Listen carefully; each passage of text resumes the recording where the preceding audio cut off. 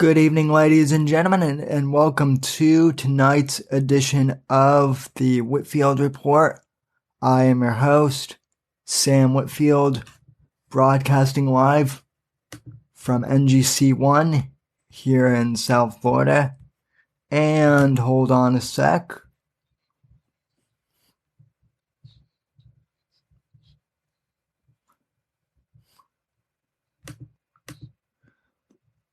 Sorry, just had to pause the live stream on my end.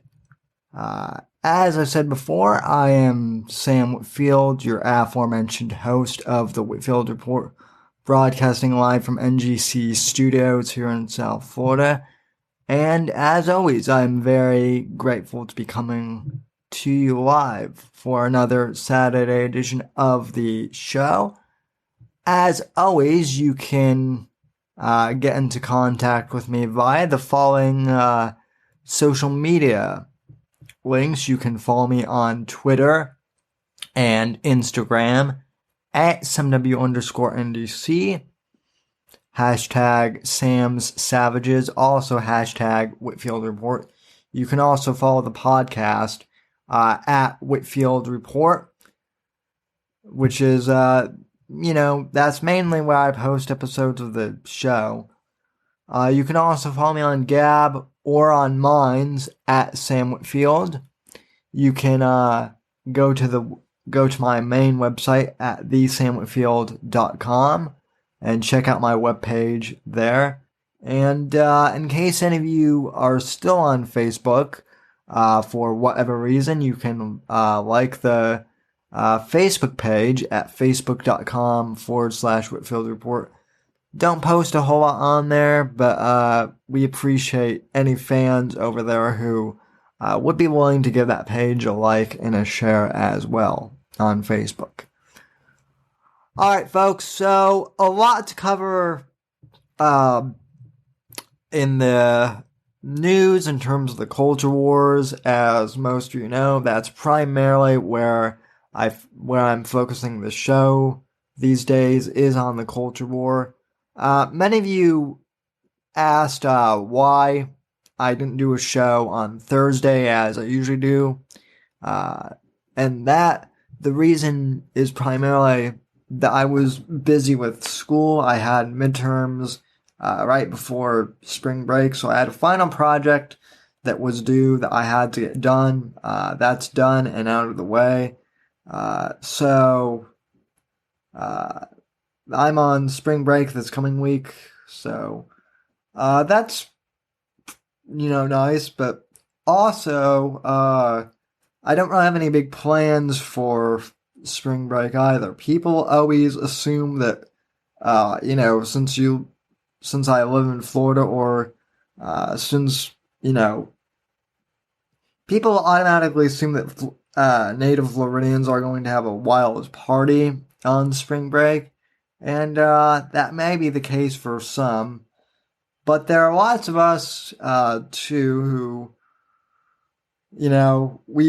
native Floridians tend to avoid the spring break crowds at all costs. I wouldn't really call myself a Florida native. Obviously, I'm from Colorado, but still. Now that I've lived here for 6 years, I've learned to avoid the spring break crowd and also to avoid the snowbirds at all cost. So, I won't be doing anything out of the ordinary for break, other than maybe having a few more live streams with you guys during the week. That may be the height of my break, actually. So if there are any topics that you would like me to cover, maybe during a bonus live stream, let me know. As I said before, you can reach me on Twitter or Instagram and let me know that. Alright, ladies and gentlemen, so I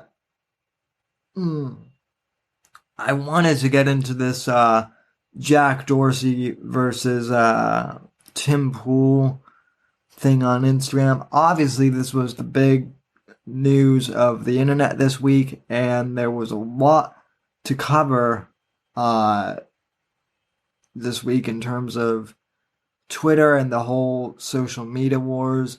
I want to cover I want to play a clip excerpt of the Jack Dorsey Tim Pool debate on the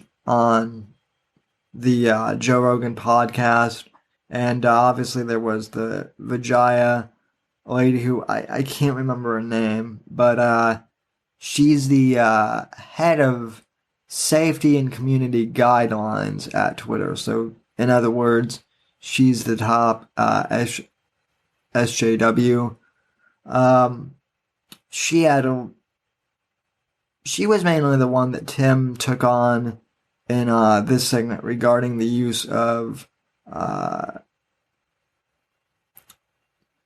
what Twitter considers offensive speech and stuff like that. I'm only going to play a quick clip of this segment to highlight what I think was Tim's best moment in this debate, and then I'll dive in further as to what this all means. Clip number 1, roll the tape.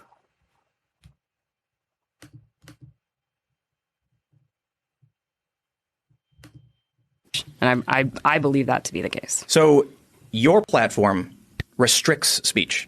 Our platform promotes speech unless people violate our rules. And in a specific direction.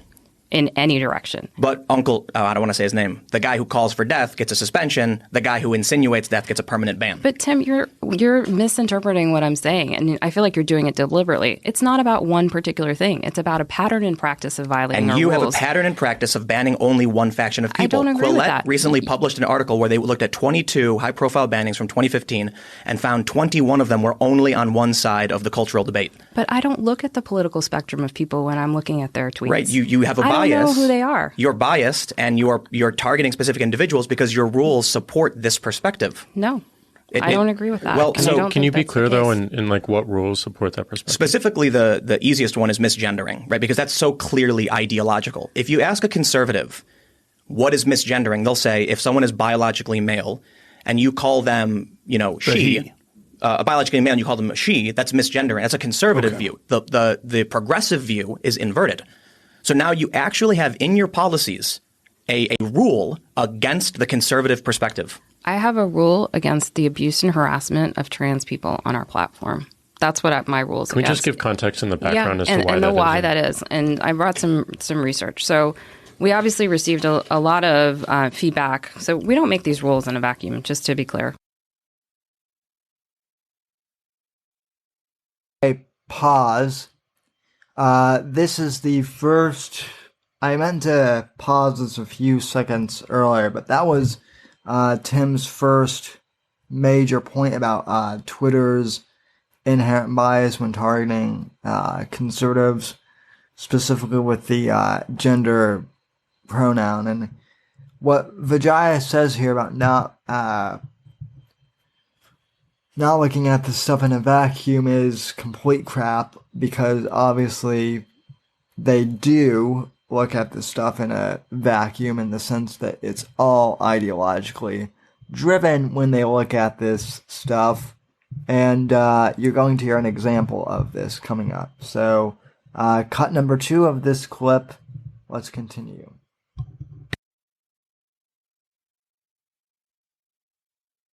We have a bunch of people all around the world who give us context on the types of behavior they're seeing, how that translates into real-world harm, and they give us feedback. And they tell us, you should consider different types of rules, different types of perspectives, different, for example, when we try to enforce hateful conduct in our hateful conduct policy in a particular country, we're not going to know all the slur words that are used to target people of a particular race or a particular religion. So we're going to rely on building out a team of experts all around the world who are going to help us enforce our rules. So in the particular case of misgendering, I'm just trying to pull up some of the studies that we looked at. But we looked at the American Association of Pediatrics and looked at the number of transgender youths that were committing suicide. It's an astronomical, I'm sorry, I can't find it right now in front of me. It's a really, really high statistic. That's like 10 times what the normal suicide rate is of normal teenagers. And we looked at the causes of what that was happening. And a lot of it was not just violence towards those individuals, but it was bullying behavior. And what were those bullying behaviors that were contributing to that? And that's why we made this rule, because we thought and we believe that those types of behaviors were happening on our platform, and we wanted to stop it. So notice that she doesn't specifically mention that there was any data directly correlating to Twitter, but she says we think this behavior is happening on Twitter. But yet the data's not there. Also, she failed to point out that the suicide rate for post-op transgender people is sadly brutal anyway. Now, yes, bullying may be a factor in this, but I've read studies, and I don't have them in front of me, where the suicide rate in terms of the transgender community is absolutely brutal. Regardless of interaction on social media. So this really doesn't mean a damn thing at all.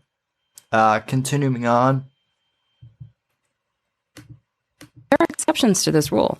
We don't, and this isn't about like public figures, and there's always going to be public figures that you're going to want to talk about, and that's fine. But this is about, are you doing something with the intention of abusing and harassing a trans person on the platform? And are they viewing it that way and reporting it to us so that we take action?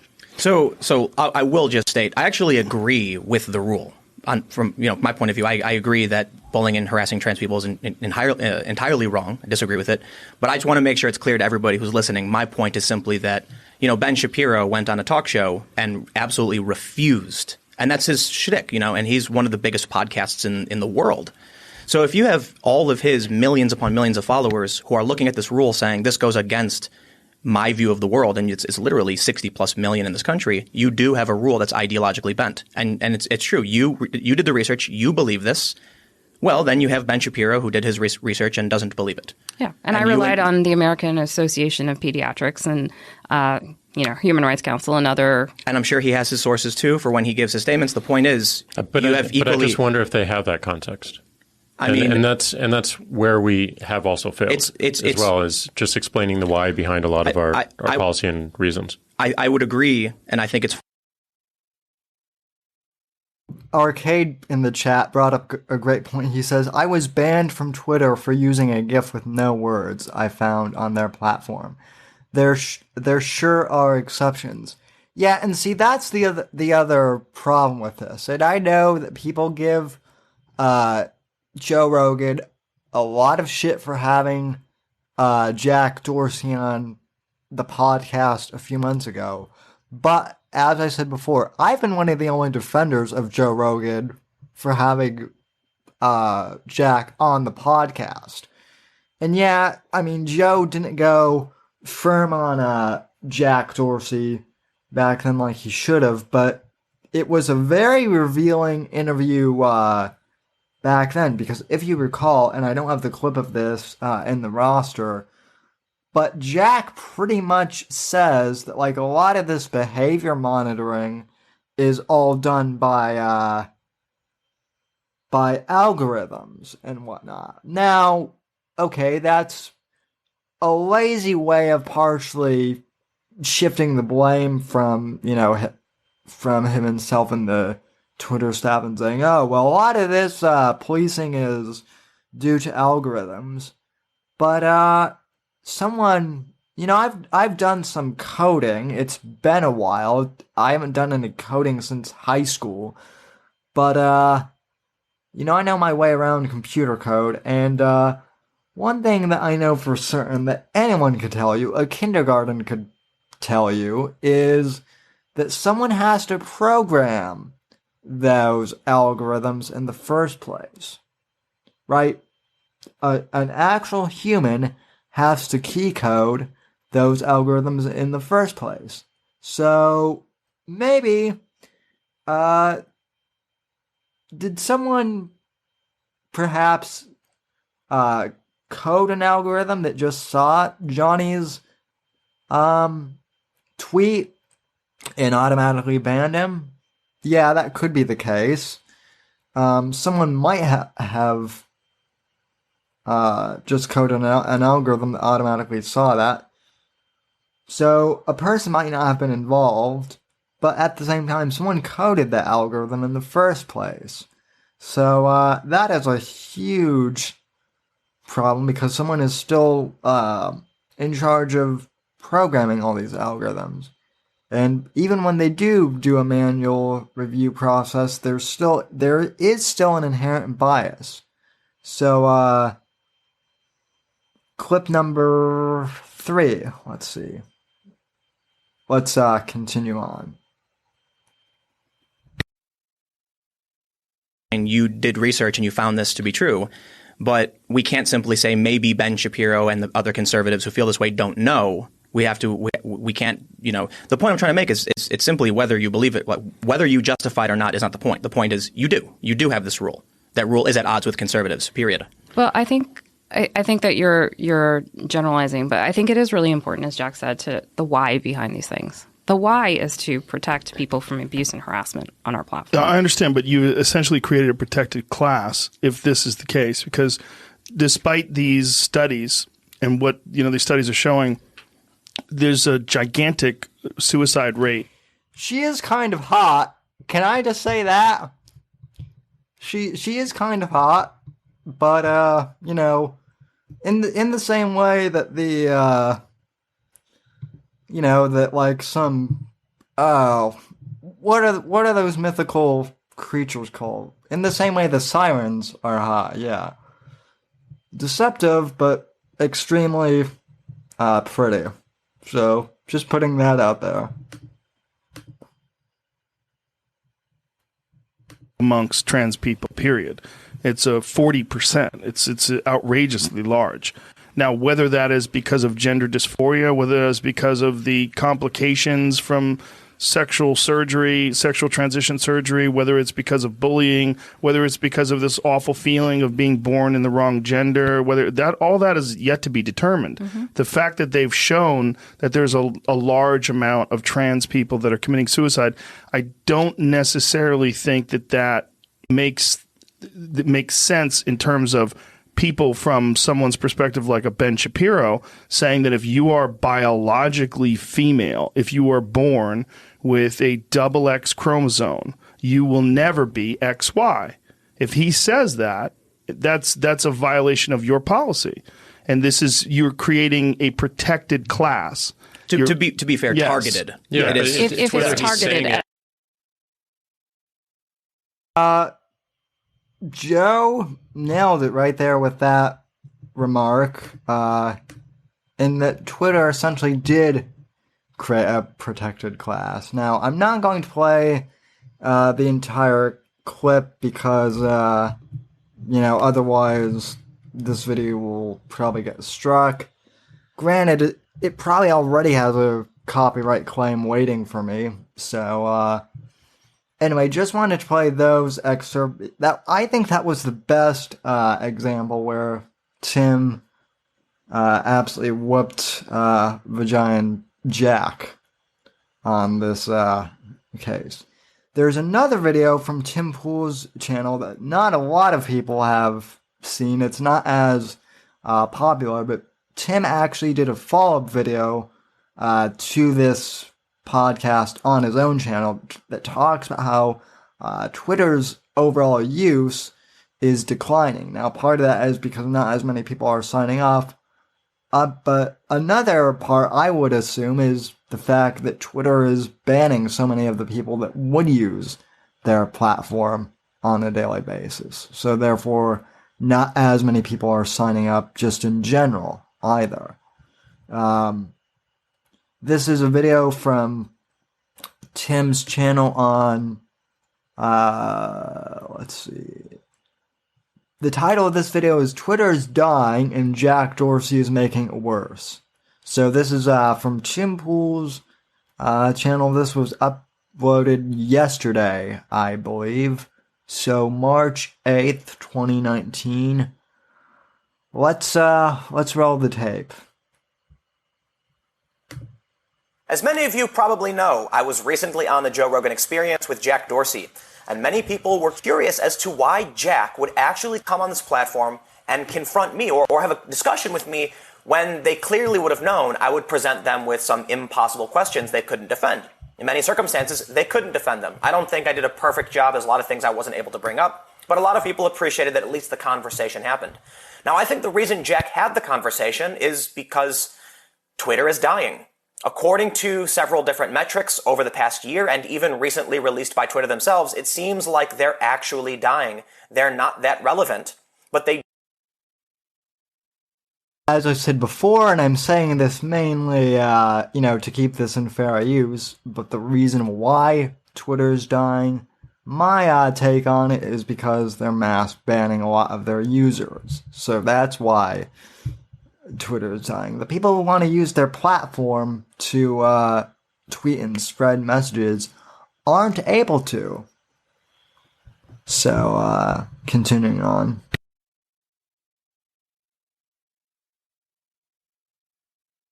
do hold a certain amount of influence in our political landscape, which is why I'm so concerned with the issue. Jack, it would seem, is trying to maximize the amount of people who use the platform, and that means getting rid of people who hold opinions that might make people upset.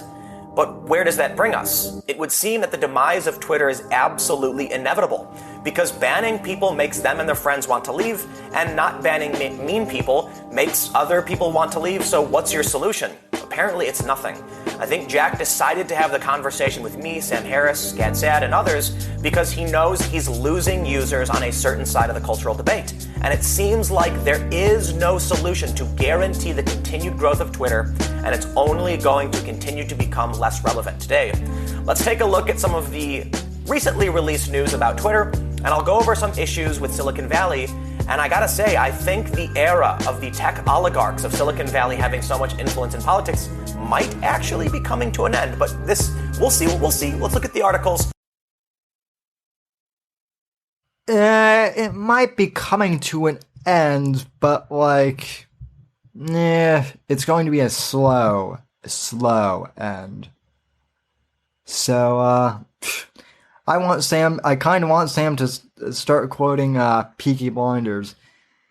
Yeah, I've actually got to start watching that show. I'm in the midst, actually, on a tangent of finishing the first season of True Detective, which I'll actually get into film and television later on in the show, so stay tuned. Let's just jump right into it. But first, make sure you follow me on Minds. Yeah. Minds.com/Timcast. Okay. We also have a page set up at Minds.com/Subverse where we have a distributed newsroom. The plan, get you involved, have you share stories, user bases, and it's a lot smaller than Snapchat's. Twitter has 126 million daily users compared to Snap's 186 million. It's also important to point out this is global.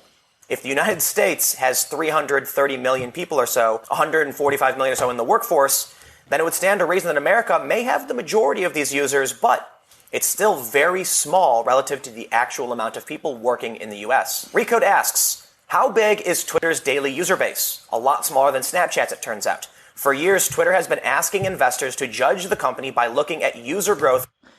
Now, I will admit, this is actually kind of surprising to me. Maybe it's just a perspective thing, but I've never really seen what the use of Snapchat is. Technically I have one, but I can't even remember what it is or really what the purpose is. I mean, and I get that people use Snapchat for other purposes, shall we say. But this is actually surprising that Snapchat has a bigger base.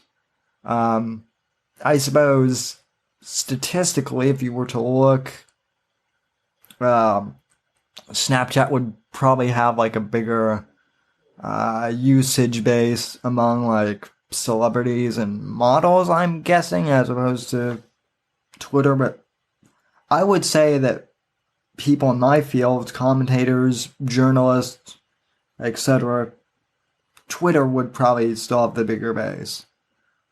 So let's see if there's any more clarification into the specific stats. Its daily active users. But Twitter never shared how many daily active users it actually had, which made the year-over-year growth hard to appreciate. That changed on Thursday, when Twitter shared its daily user total for the first time. Twitter has 126 million daily users, which is 60 million fewer users than Snapchat. That means roughly 39% of Twitter's monthly active users are on the app every day. The new metric matters to Twitter because it paints a picture that Twitter is growing. Twitter's monthly active user base, the user metric it has shared quarterly since its IPO in 2013, is shrinking and has been for some time.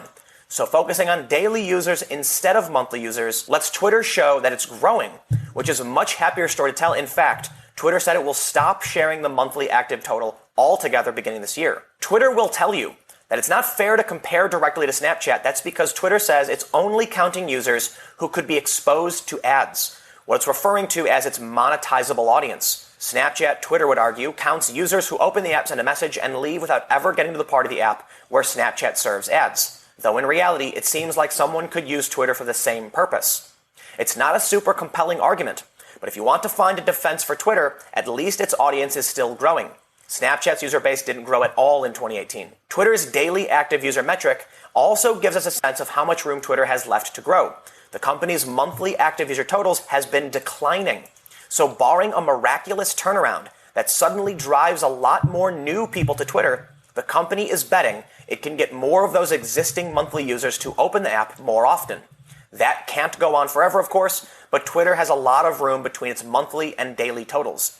It seems like a clever way to convince people your platform is growing.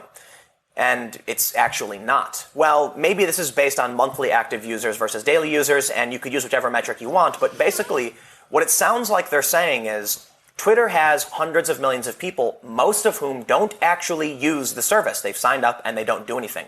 Even among their active users, some people only take action within the app or on the website a couple times per month. So you have the upper limit, this big, broad idea. The other thing I would like to point out, and this is being serious here, is that there are people with multiple accounts too. For instance, my SamW_NDC one is an account that I use daily. A couple times. Well, I use it daily. The Whitfield Report Twitter, mainly, that's a fairly inactive Twitter account. I don't use that one very often. I really only use that one to promote streams and to post links to the audio podcast of the show. Also, if my main account gets banned or suspended, which it sometimes will, for ridiculous reasons, you'll also see me on the Whitfield Report Twitter, but mainly it's fairly inactive. Maybe it gets a few times of use per month, but that's it. Monthly users. Daily users are smaller than that. So while their total monthly users are going down, there are some people who are using the app more and daily, so it looks like they're growing. And this is the narrative that's been going on for quite some time. In fact, back in November, we heard a similar story. Twitter user growth remains stagnant as teens stay away. We can see in this graph that from 2015 to 2018, there's actually been a decent decline. Now So what you're basically telling me, Tim, is that I'm no longer hip or cool because the teenagers they're staying away from Twitter now. I guess I'm now part of the old people's crowd if I'm using Twitter. That's what I'm taking away from this. See an increase from 2016 into 2017, and I'd probably assume this has to do with Donald Trump. He really put Twitter on the map in a huge way. The news won't stop talking about it, and he got a bunch of older people to use the platform to see what he had to say. We can see, however, that revenue growth, the lighter shade of blue, dropped. Translation, Jack should be kissing POTUS's ass about that. Because President Trump even helped Twitter grow. So there we go. Dramatically up until 2017, where it's increased. So this is important. Twitter may be dying by some metrics. They may be trying to use clever language to make it seem like they're not dying. But so long as they can convince whatever people they have on the platform to use the platform more often, their revenue will grow, and this is good news for Twitter. The story from PC Mag points out that for nearly 3 years, their growth was completely stagnant as it pertains to monthly active users. And as of now, it's actually taken a turn in the negative direction. We may just be facing the beginning of the end, but in this graph, we can see the number of monthly active Twitter users in the United States from first quarter to 2010 to third quarter of 2018, and we can see it has just started to decline. Now, maybe there's a lot of reasons for this, I don't really know, but I think this is why recently Jack Dorsey has decided to have so many conversations. Something bad has happened, and they've started to lose users, and he's got to figure out how to fix this. I want to highlight this. Here, I've got a simple solution, Jack. Fix your algorithms. Stop banning people. Start banning bots, because you're not really getting a lot of those. And also, maybe put like an NSFW filter on your platform too, dude. Yeah, that's all I'm gonna say. From r/Twitter. It doesn't have a whole lot of traction. It was never very big, but some random user, I don't want to put any false weight behind who they are, asked this question: is Twitter dying? I'm actually serious. I've noticed a lot of the people I was following don't tweet as much anymore, and the people who I thought was really funny now getting suspended without warning. It's like every platform that has an opportunity to turn into something big ruins it by implementing BS rules. Again, I want to stress, I don't think a random Twitter comment shows a trend or anything like that. It's an annoying tactic media tends to do. But I wanted to show this to just explain some sentiment you may see. And I think the sentiment is prevalent among more people associated with the right.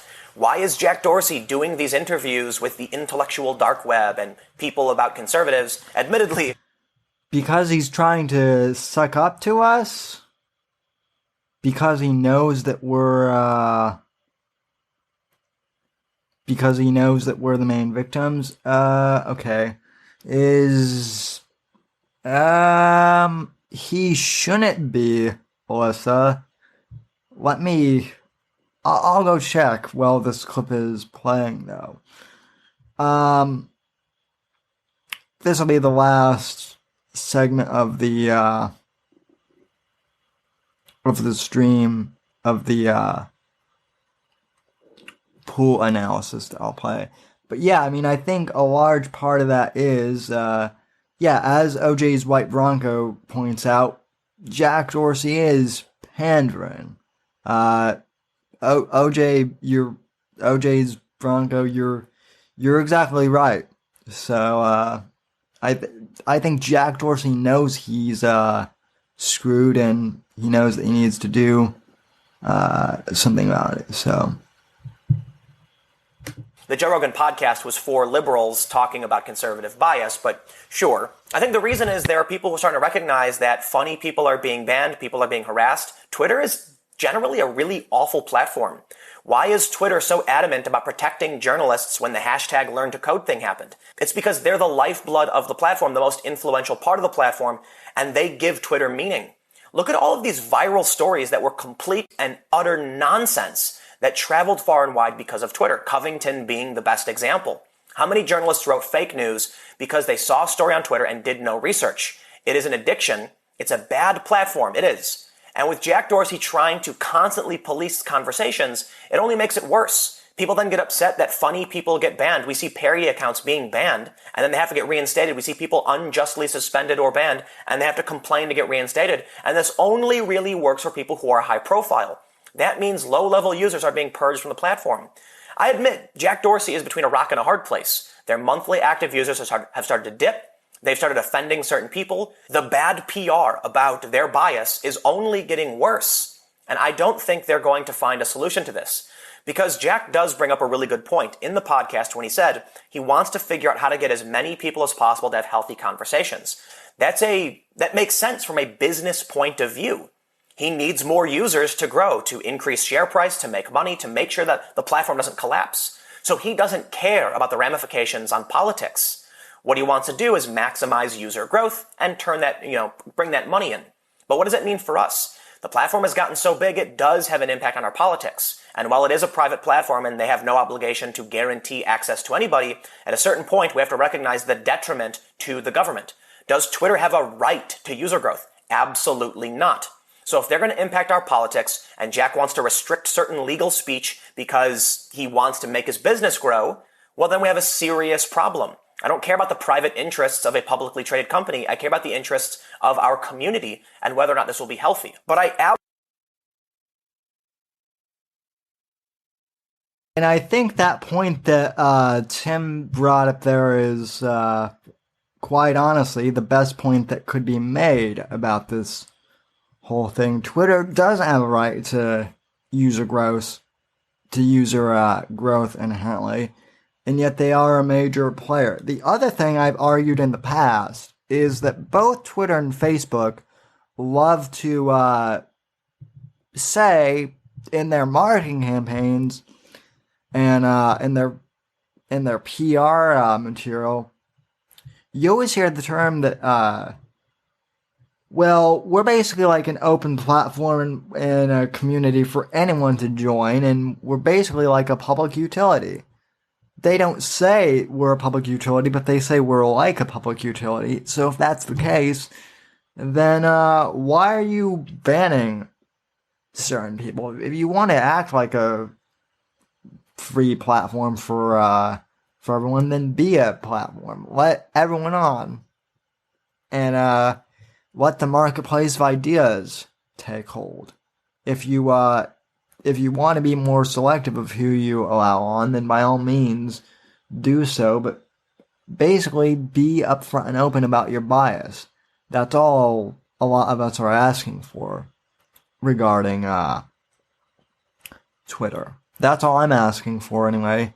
Just be open and transparent about your bias. And if you don't want conservatives on the platform, just say so. But I don't think that's a good move for you, Jack. I think you will regret it, and it seems like you already are.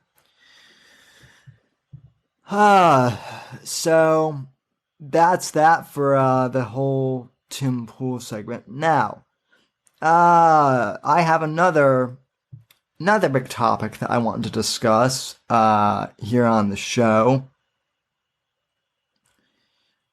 Captain Marvel is the latest blockbuster film to come out of Marvel Studios, and it generated a lot of controversy, mainly because the film is basically an SJW feminist, it's Marvel has basically taken the same dive into social justice warrioring as the Ghostbusters film did.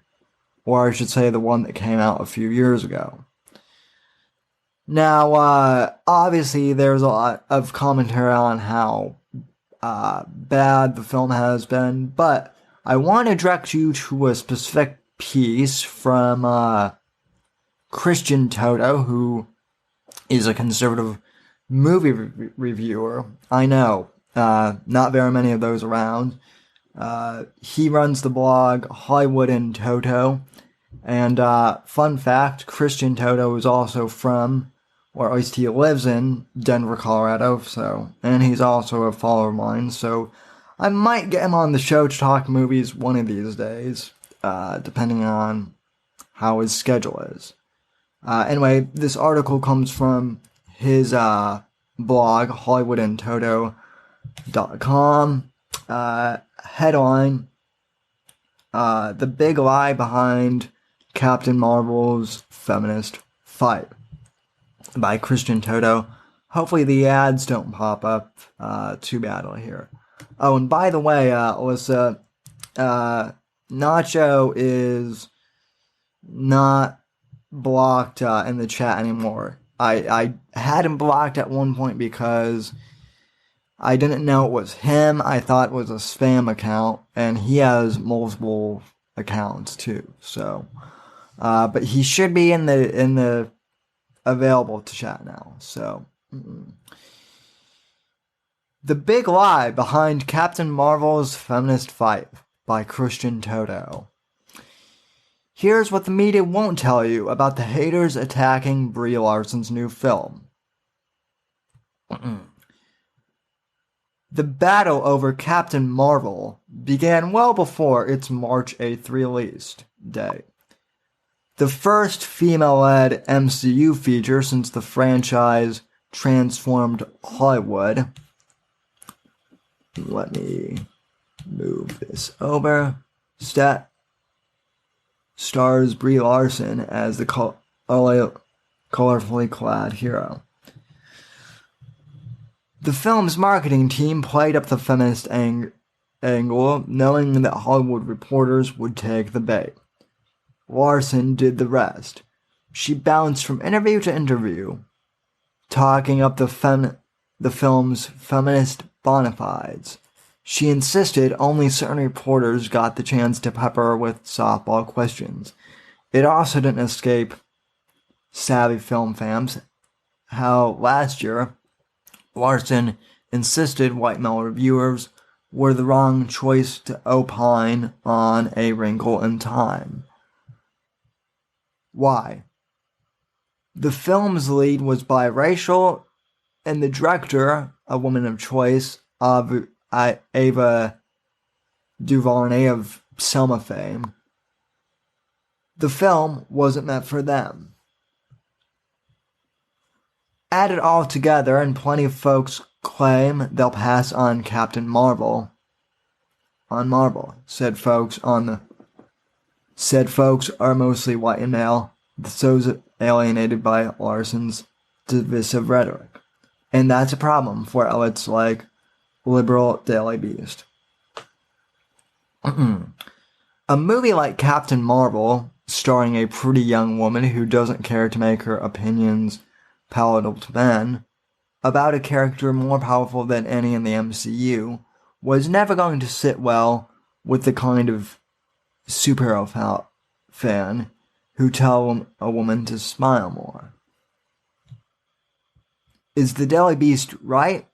Let's take a look at the film which beat Captain Marvel to the finish line.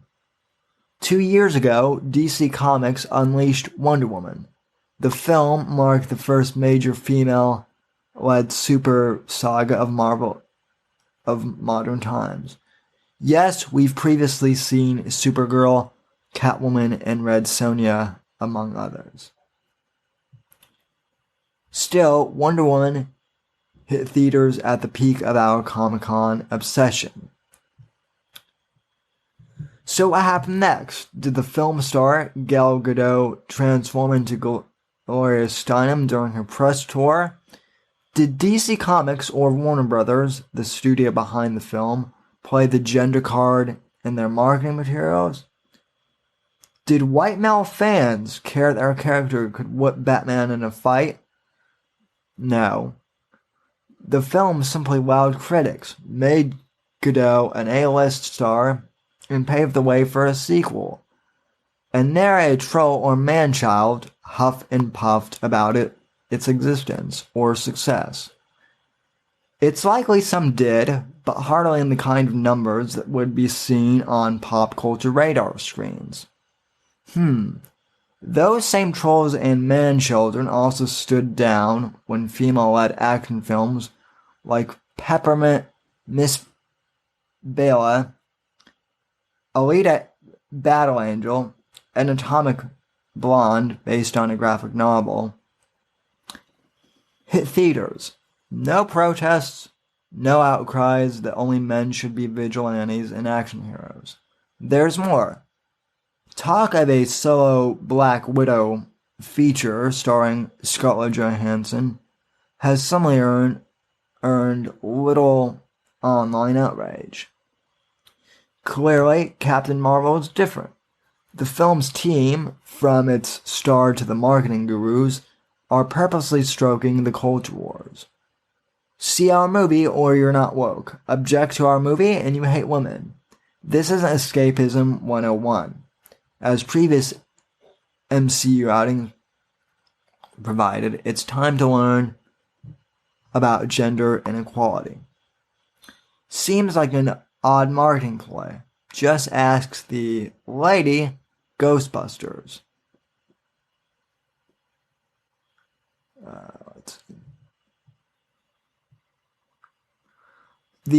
The all-female reboot of the beloved franchise followed the Captain Marvel blueprint. Embrace the film's gender play. Declare how vital it is for young girls to have female Ghostbuster role models. Denounce anyone aghast at the casting choices or be a hater, or worse. Guess what happened next? Ghostbusters underperformed. The film cracked the $100 million mark at the box office, normally a sure sign of success. That was enough. The film's bloated budget negated these figures. Multiple news outlets estimated Ghostbusters cost Sony $70 million. The rebooted franchise stalled before the sun. One of the film's original director, Jason Reitman, announced late last year that he'll be directing a new Ghostbusters, sans the ladies. It's clear that the film's antagonistic approach to its core audiences didn't help the film's bottom line. Will the same happen to Captain Marvel? Probably not, at least not at first. The MCU brand is as strong as any film's property in 2019. The franchise's string of hits, including Black Panther, Doctor Strange, Ant-Man and the Wasp, and Avengers Infinity War, weren't enough to coax viewers to see Captain Marvel. It's both review and woke-proof. What happens next? Movies like Captain Marvel can't simply crush the $100 million box office barrier. They need to make double that at the very least, while delivering overseas too. That's where the woke Captain Marvel posture could come into play. That and the fact that even some female critics agree that the film is a dud, meaning all the lecturing in the world might not have been enough.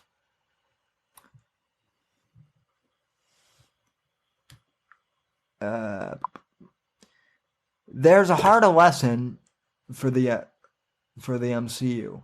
Woke politics transformed the beloved Star Wars franchise into a culture war victim. Oh boy, don't let Jolly in here. He'll have a lot to say about this. The Last Jedi didn't obliterate the box office as expected. Solo, a Star Wars story, dramatically underperformed. Longtime fans saw politically correct robots, Mary Sue figures, and class warfare shtick and said, "Where's the Star Wars I know and love?" Suddenly, the 9th installment in the saga isn't a sure box office thing. It'll make money, no doubt, but it likely won't touch what The Force Awakens hauled in 4 years ago. Captain Marvel may too make a mint despite the anti-marketing campaign. Maybe several. The damage to the MCU brand may still be considerable. Alright, so that is the end of the article, and let me just say here that I think people are just... I completely agree with Toto's analysis here. It's not that people aren't inherently against films with strong female leads or TV shows with strong female leads. Buffy the Vampire Slayer was definitely a television show with a strong female lead, and a movie as well. Wonder Woman, as mentioned before, also had a strong female lead. And surprisingly, no one has brought up the fact that in the MCU, there is also Jessica Jones. Now, Jessica Jones is obviously a Netflix TV show that, like the rest of the MCU TV shows by Netflix, has gotten axed. But, none of these feminists wanted to bring up the fact that Jessica Jones existed or that it does well, particularly among male demographics and female demographics, a lot. So, yep, and as Torben points out, Xena Warrior Princess is great as well. So, my wild theory was that the media made up this whole hoax that people were against Captain Marvel. Right? Obviously, they wrote puff pieces, but they also wrote pieces saying that people were inherently outraged by Captain Marvel. And obviously, Brie Larson did a lot about herself, but I don't think people are necessarily outraged by Captain Marvel so much as they are disappointed. And I think some of that outrage is manufactured to generate outcome. It's like that movie a few years ago. I can't even remember the name of it now, but there was that really bad comedy with Seth Rogen and James Franco, where they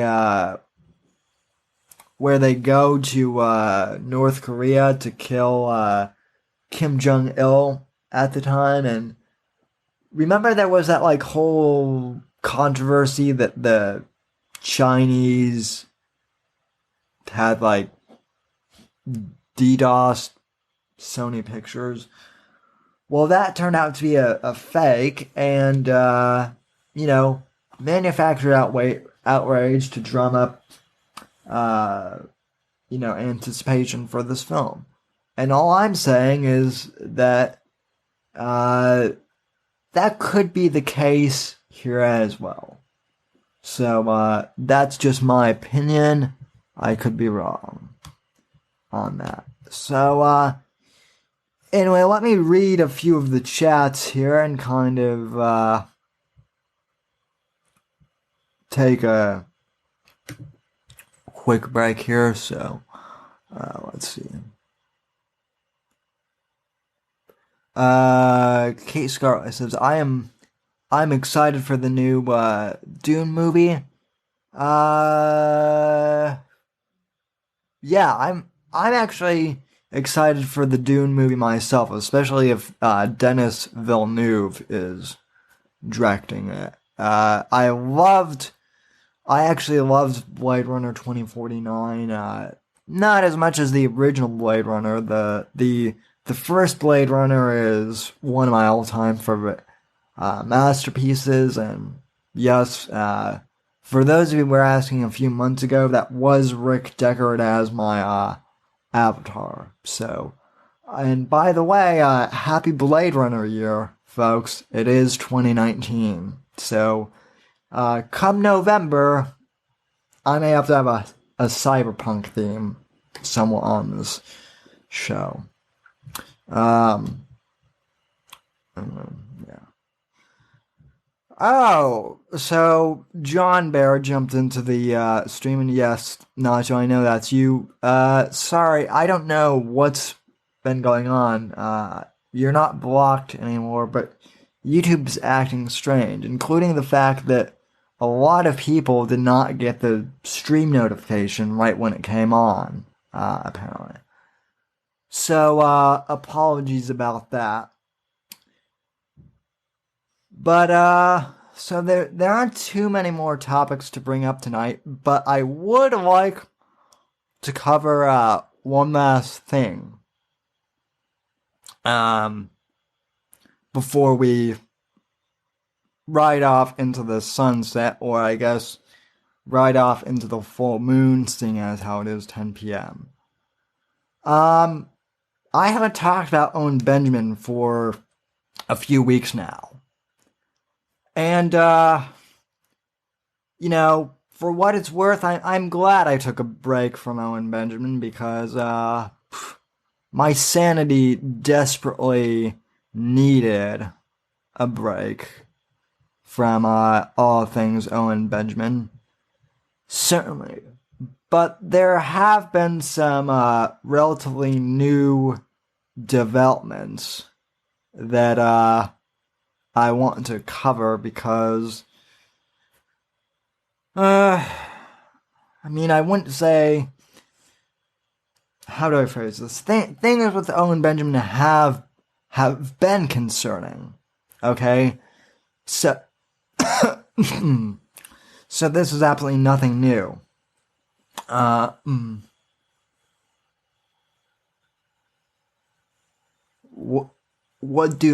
What did you think about the new Murdoch episode?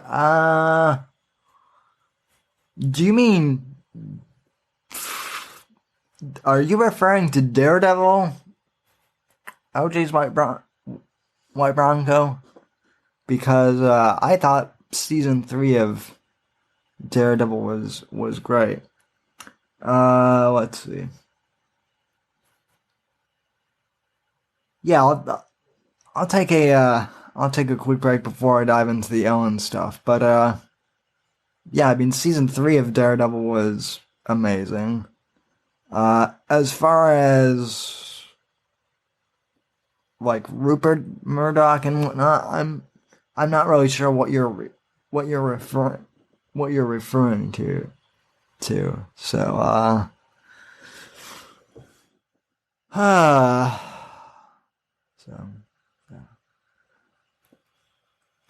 Katie Scarlett also says, I'm outraged because Captain Marvel has no place in Avengers Endgame. That's not technically Katie Scarlett. I remember in the comics, the original Captain Marvel, who was a guy and whatnot, the original Captain Marvel had a lot to do with the original Thanos story arc, I believe. But anyway, as I was saying, the Owen Benjamin shit continues to be more concerning as the saga, I guess, digresses is the best way to put it. And where to start with all this? Well, how about the fact that Owen Benjamin has now officially made a call to arms and basically said that people, well, no, but before I get to that, Owen is finally admitting that the Eric Nimmer situation is taking an emotional toll on him.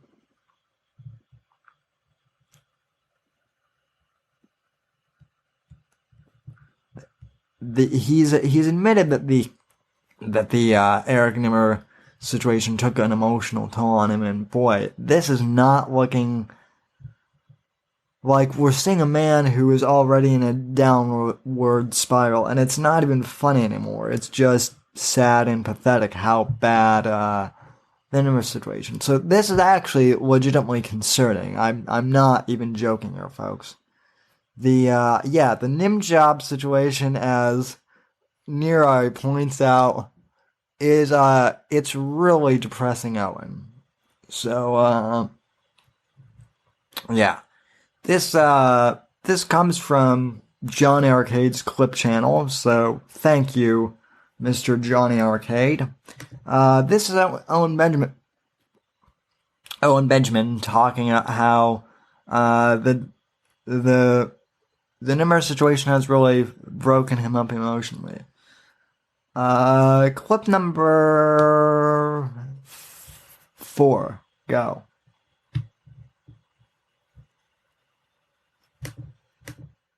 I have to grow our community with other comedians right now. So this is what I need. I need to shoot. Yeah, but see, this gets very emotionally dicey. I was like, grooming has been associated with pedophilia, but that's insane. It's a word that means a lot of things. Eric Nimmer, I was grooming to be a great comedian, and he was a liar. He said he was a Marine, and he wasn't, and he said he had brain cancer, and I gave him thousands of dollars to help his brain cancer, and he never had brain cancer. So I'm a little hurt. I was like grooming him to have his own career and like trying to shoot his specials and shit. No, grooming's good. Grooming was the PC term to take away from rape. Sculpting, I don't know. Advising, mentoring. So I'm not gonna lie. If I lie, you guys, I can't. All you would hear is one click. I can't live that way. Okay, notice that, and I'm not implying here anything, folks, but this is just an observation.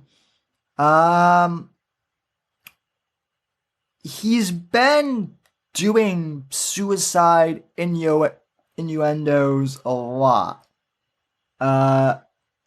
As you saw, he did the blowing his brain out innuendo just now when saying that he's basically incapable of lying, and if he does lie, he's going to blow his brains out, which, I mean,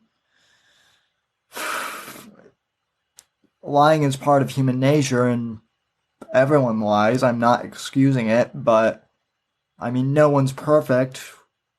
We've all lied, and maybe we've all fibbed before, and if that's a case for suicide, then geez.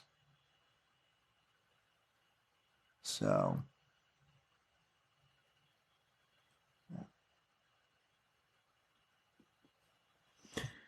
So, more suicide and innuendos. Terrific, Owen.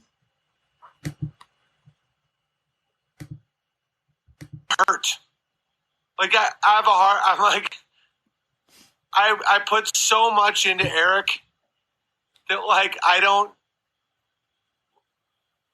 not even touring right now. I'm like really sad. I'm not sad overall. Like my life's good. I'm doing my thing. But like when I think about touring without Eric, and I can't ignore that. I can't like forgive him. The guy sucks. He's never talked to me since I called him out. He's a liar on the worst levels, and Okay, now hold up. Owen, that right there is a lie. You did not call Nimmer out until you were backed into a corner. But I'll tell you who did call Nimmer out. The DZ called Nimmer out. Brian called Nimmer out. I called Nimmer out. Months ago, there are people who I'm not going to name who called Nimmer out way before you did. And you didn't want to hear about the whole Nimmer situation back then because Nimmer was your boy. You denied the stolen valor claims. Even when Chuck got the evidence, got the FOIA request, you denied it.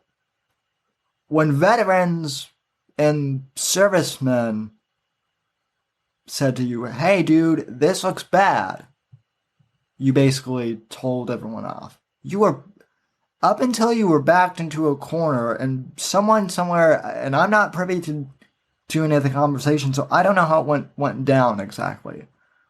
But I'm assuming that someone in your inner circle basically had to tell you, dude, it's too late. You have to admit that Nimmer screwed you. So only when it was too late did you admit that Nimmer was a fraud and whatnot.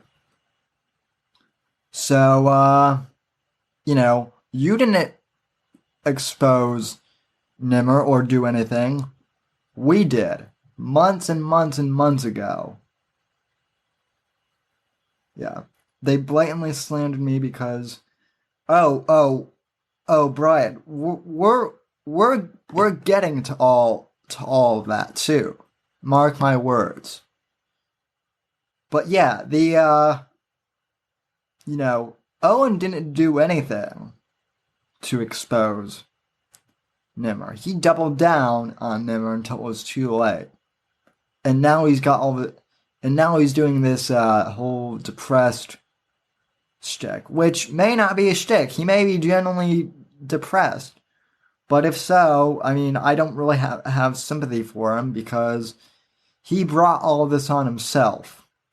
That's all I can say. He brought all of this on himself. Manipulated me.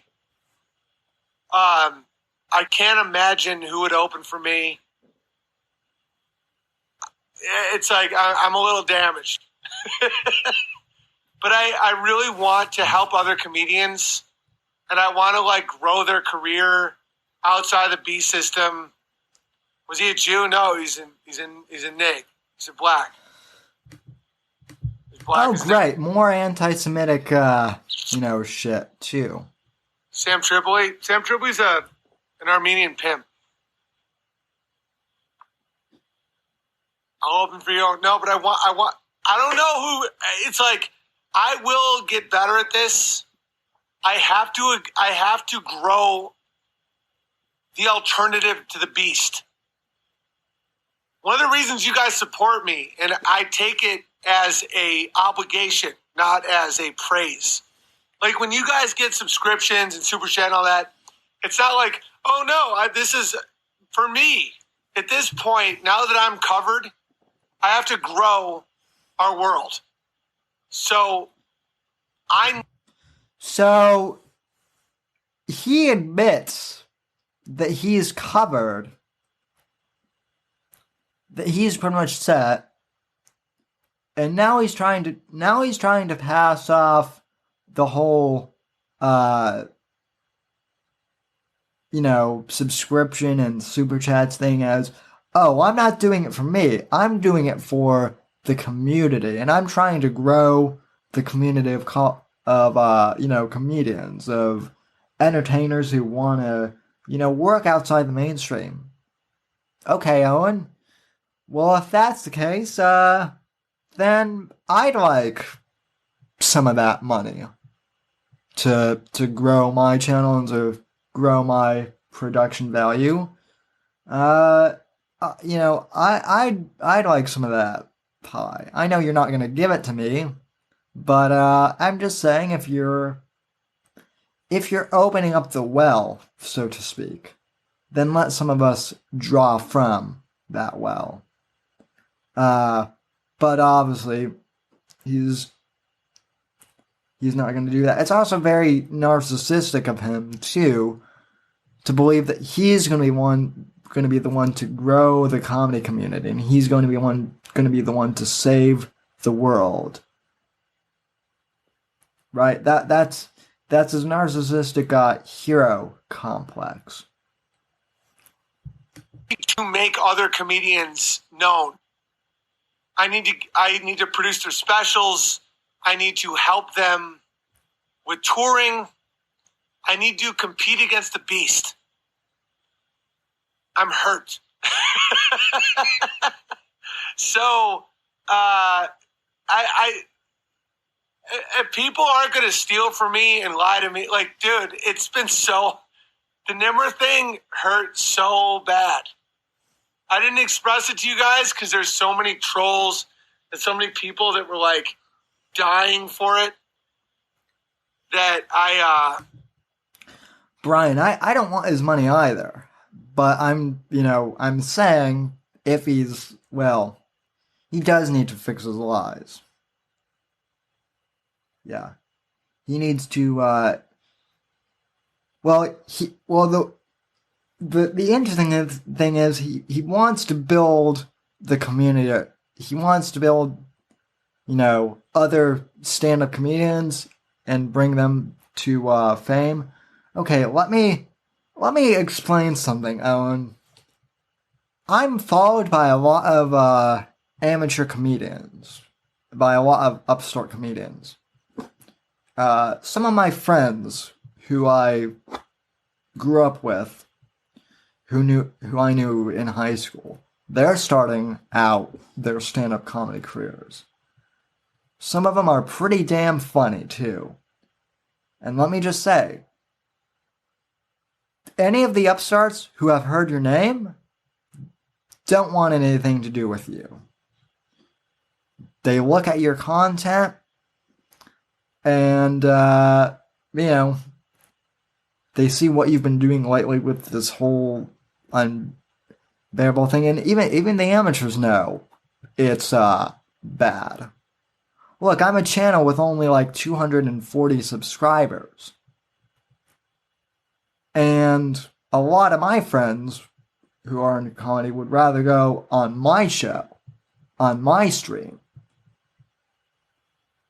Granted, I'm not connected to any clubs, but my show is less of a PR nightmare potential for them than any of your stuff is. So stop focusing on trying to build other people and, first of all, fix, come clean about all the messes you've made.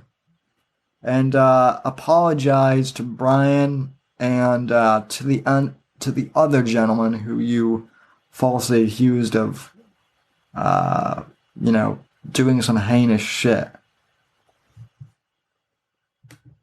I didn't express it to you guys, but it was very, very hurtful to the point where I'm like, but I can't quit or succumb to that shit. Obviously, I'm not a faggot, but just understand that that never. No, Owen, you are.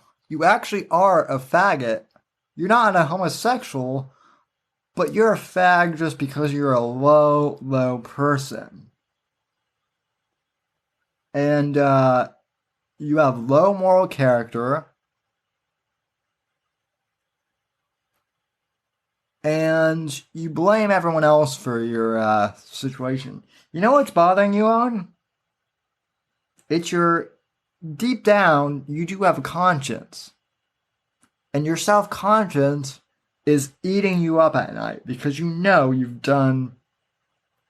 fucked up. And that's what's eating you up.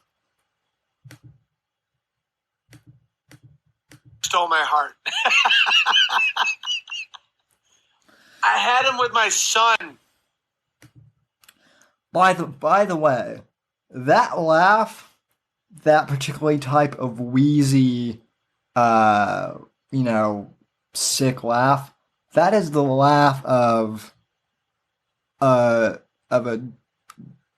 low functioning alcoholic. I called it months ago that the alcoholism is setting in, and Owen, you've got to get yourself into Alcoholics Anonymous, dude. Or something. You've got to get yourself into treatment. My uncle, folks, I've been pretty open about this. My uncle, who I was close to, he was like a second father. My uncle, who he was an alcoholic as well. He was never mean or nasty. In fact, quite the opposite. He was an alcoholic who was, genuine and he was the type of guy who would give the shirt off his back for you if you needed it. But, he started to, near the end, once his alcoholism got really bad, he exhibited symptoms, paranoia, just outbursts of rage, more paranoia, and he also had that really creepy, sickly laugh, that wheeze. And every time I've seen a clip of Owen and he laughs like that, it gives me the chills, kind of, because it reminds me of a relative. So, yeah, let's see. Sorry. On my trampoline in my yard. I gave him $10,000.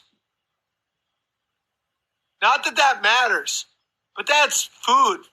And he would always be like, yo, man, you didn't need to do that. I know you're the one with kids. He lied about everything. He said he had brain cancer. He said he was a Marine with fucking PTSD. Again, people tried warning you of all this, and you didn't want to hear it back then.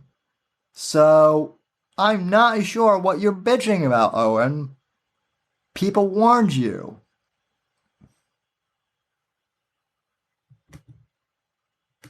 Him into my world. And so now trying to trust comedians, I'm like, most comedians are fucking assholes. Yeah, you're right, they are. And you're in that category, bucko. You're the biggest asshole comedian that I know of. It sucks looking in the mirror, doesn't it? I'm not done. This is only the first clip I have.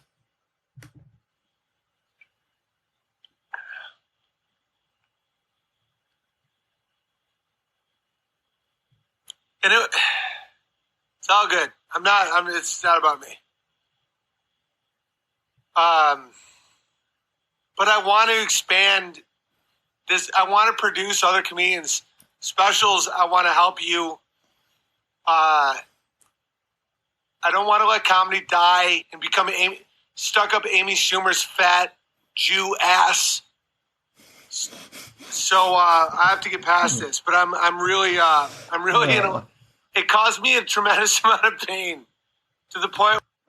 Amy Schumer's fat Jew ass. I kind of have to admit that is humorous, but you're not the one to stop Amy Schumer, bud. Trust me, you're not the guy.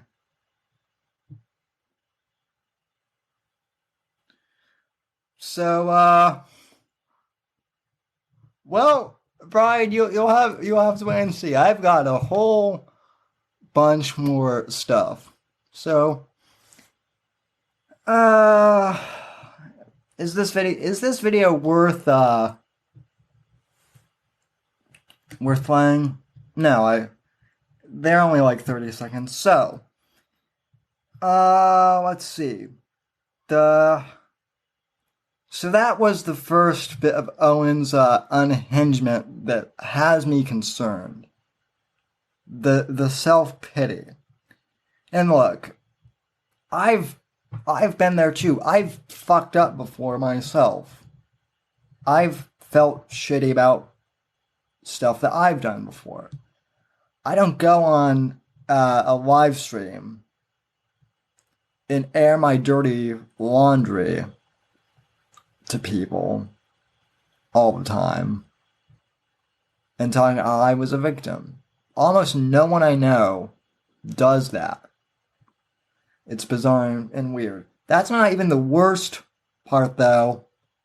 I was going to show these clips in order, but you know what?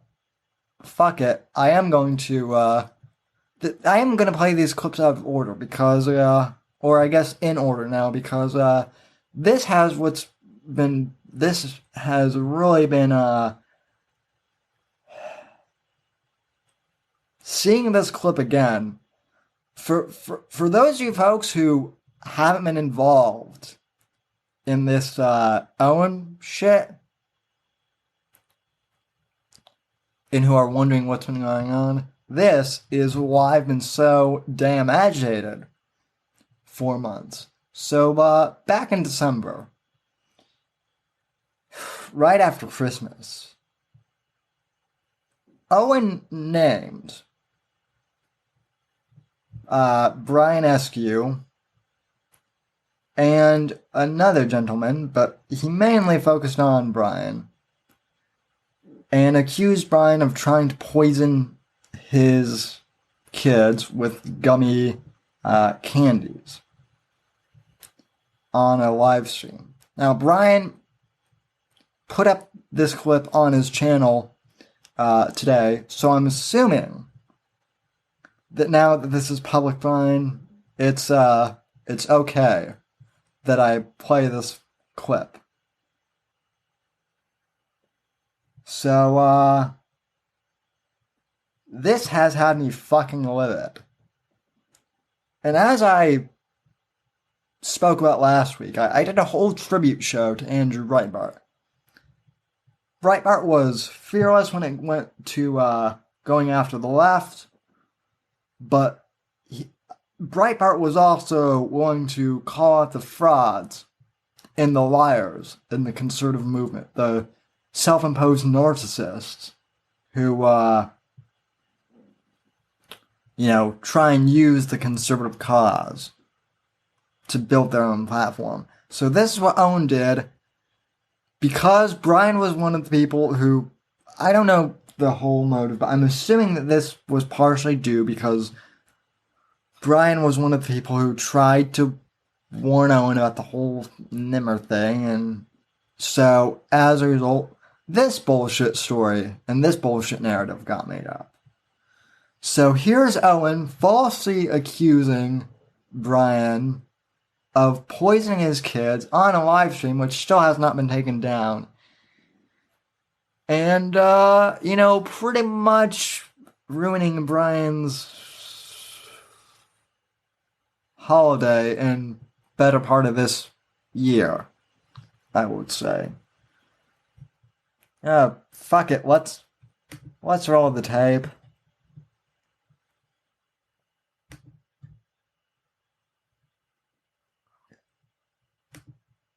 I saw people coming at Eric like that, and this is a war vet who's missing all his teeth from fucking shrapnel, who's battling cancer. Now, just to play this in just to put this in context, this was way before Owen admitted that that Nimmer was a fraud. This was when he was still trying to defend Nimmer and saying that he was a good guy, as you'll see here. Brian writes in the chat, to be fair, I didn't try and warn Owen. This was between me and Nimmer. Owen dragged himself into this. True. Okay. So, I'll renege on my earlier comment. Some of us did try and warn Owen. But, yeah. Let's see. So, let me play this from the beginning. So, this is Owen doubling down on the Nimmer thing. Back sometime last year. I saw people coming at Eric like that, and this is a war vet who's missing all his teeth from fucking shrapnel, who's battling cancer, crushes on stage, had my back when a lot of motherfuckers didn't, and is a really good person. And then they go on my Vimeo page and start slandering Eric that he makes women. And what you're seeing on the screen and what my face is coming up, let me see if I can move this window. So, Nimmer sent a DM this was part of like a DM's chat. This was before I even joined the Unbearables. I mean, I should stretch before I stretch her. This was referring to one of the bears' girlfriends too. This was one of those nasty DMs that Nimmer sent around.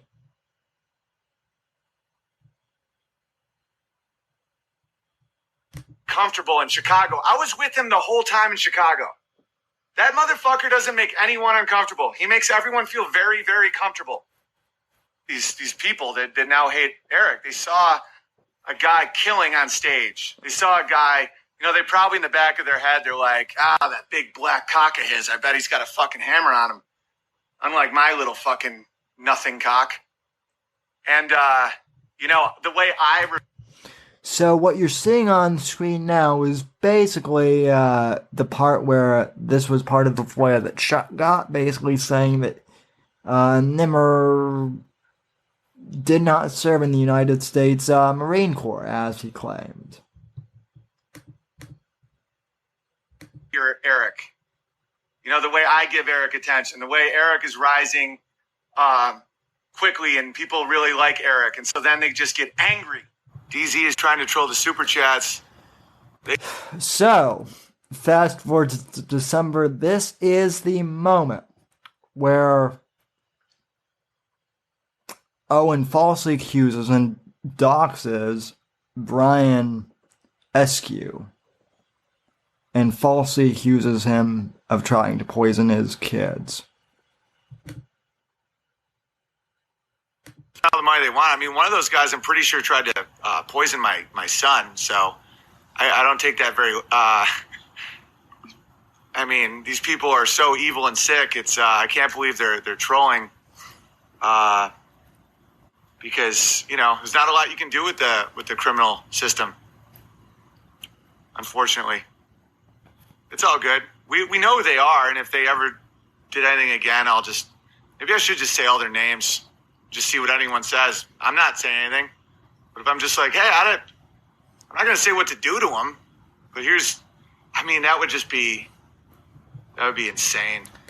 So Owen even admits, right before saying the name, that he shouldn't say the name. Because he knows deep down, and yes, I am fucking yelling, and no, I'm not going to turn down my volume. So if you're listening to this on earbuds, and I'm too loud, apologies, you're going to have to turn down your volume. This is right before Owen says those names. He says he shouldn't say those names, and whatnot. Johnny writes, so I want to know, did he file a false police report? We don't even know if he went to the police. As far as I know, we don't know if Owen went to the police or anything. He just said that the law can't do anything, which is ironic, which is funny, because I'm pretty sure that if you actually went to the cops and said that someone tried to poison my kids, they would say, "Oh shit, we better look into that." So yeah, so this is complete fucking bullshit. Someone would do some shit, so I'm not going to do that. Because that could really escalate things. Ryan Eskew. Yeah, that's the guy. That's one of the guys that sent my kid poison candy. That's his name. Real sick puppy. Smart. Okay, so what you're seeing now on screen is I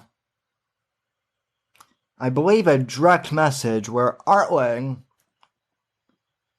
says in a DM, I'm not sure if this was addressed to Brian himself or to someone else, but Aaron Hartling, who basically was one of Owen's main guys, was at the time he was Owen's graphic designer. He admits in a DM And he says, where to start? Off the bat, the gummy penises were not poison. When Nimmer and I were there last summer to film The Last Bernie Bro, Amy went into labor.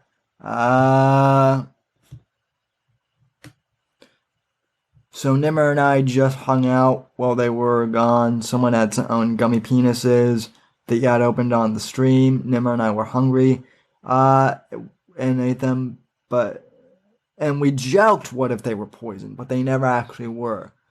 So they were dusty tasting. So, and by the way, Arlen got screwed over by Owen for basically saying I'm out after after Owen on his whole moon landing denial stuff. So he was out. Now, Kyle Kavanaugh, no relation to the great Justice Kavanaugh, thank God. But Kyle Kavanaugh was the one who fed Owen Brian's name on this stream. Let me back this up a little bit so you can hear.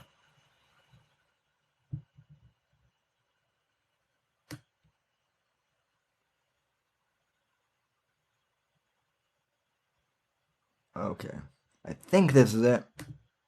These people are so evil and sick. It's I can't believe they're trolling. Because there's not a lot you can do with the criminal system. Unfortunately, it's all good. We know who they are, and if they ever did anything again, maybe I should just say all their names, just see what anyone says. I'm not saying anything, but if I'm just like, hey, I'm not going to say what to do to them. But that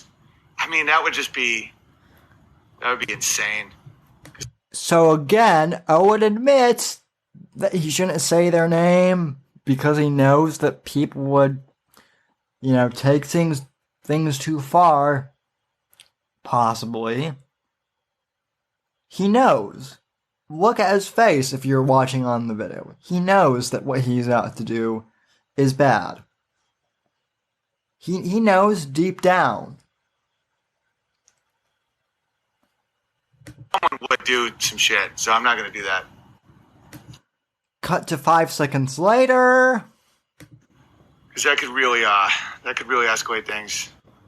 Ryan Eskew, yeah, that's the guy. That's one of the guys that send my kid poison candy. That's his name.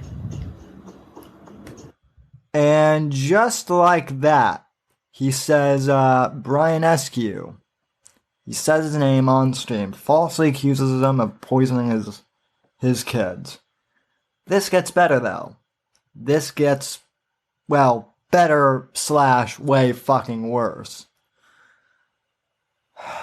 Depending on how you look at it. Let me say it this way. This video is about ready to get better in terms of its content, in terms of exposing the truth.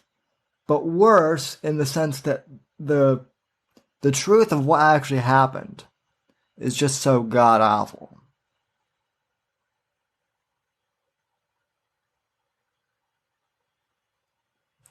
Real sick puppy. Smart, deleted all the proof. So, and then you realize how little control you have. It's attempted murder. Is he going to jail? No, there's nothing I can do. That's the thing. There's once you involve law enforcement, if you can't do anything, you can't do anything. So I just check my mail now, and we have guns everywhere, and you just keep going on. They deserve to go to jail. They deserve to have a lot more than go to jail. And they've been trolling me for months now, and they just kept escalating until they sent poison to my house. And they were trying to kill me. Once Brian Eskew did that, and I realized how little. He says his name a second time in the stream too. He says it a second time. And notice here, folks, he's not drunk, or at least it appears that way. Who knows with him? He doesn't appear drunk. He doesn't appear on anything. He's stone cold sober, as near as I can tell. Yet Near Eye just nailed it. Nothing I can do because I'm playing the victim. Pay me. Yeah, that's what this was. It was a whole big, well, it was more than a cash grab scheme. It was way more nefarious than that. But I mean, this was one of the things. It was a cash grab scheme partially, but it was also a scheme to frame people that he didn't like for whatever reason in his sick, twisted mind. Repercussions I could actually do. Yeah, he threatened many people. He's sick. He's going to kill somebody. Brian Eskew names. That's exactly right, Kyle. Their names are Brian. So, again, that's Owen said to Kyle Kavanaugh in the chat. That's the Kyle that he's referring to. Kyle was the one who basically, put Brian's name in the chat. So, and Owen read it not once, not twice, but 3 times.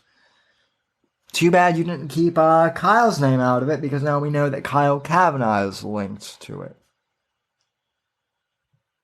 So, yeah, Owen's just really slimy. SKEW, that is their names. These are people that tried to poison my son, Walter. That's who they are. And so if anything happens, they did it. Oh, and they're truly disgusting people, if that, what you say is true. If anything happens, they did it. Wow, so, I mean, that's, that's really reassuring. If anything happens to me or my family, these guys did it. Brian and his crew, they did it. Yeah, no trial, no investigation, just these guys did it if anything happens. So, of course it's true. I opened the package, honestly. Of course it's true. See, notice that a lot of these unbearable. This was the other reason why I and others left. Conservatives aren't yes men, or at least they shouldn't be. I'm not a yes man. And, Owen just wanted yes men. So, of course, they would never question. They would just say, oh, it's not true, is it? And Owen said, of course it is. And, of course, they believed their dear leader because he would never lie to them. Right?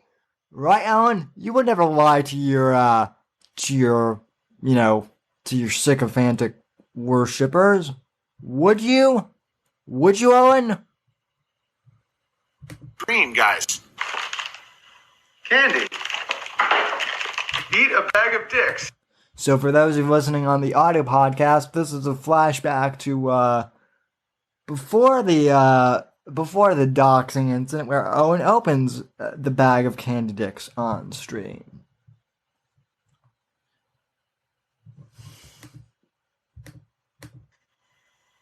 From American. Right, Kyle, their names are up. And so if anything happens, they eat a bag of dicks. From American as fuck. Gummy candies, bag of dicks. Dicksbymail.com. Whoever sent me this is pretty hilarious. But apparently this is oh dude, these are actual dick shapes. I was going to say I'm going to give this to Walter, but I can't even give it to Walter. I'm not going to have him eat like dick-shaped candy. Yeah. That's all it was. Those were the gummies in question, ladies and gentlemen. Those are the gummies in question. And at the time, over the summer, when Owen opened those, he giggles at them. He chuckled them. Everyone thought it was funny.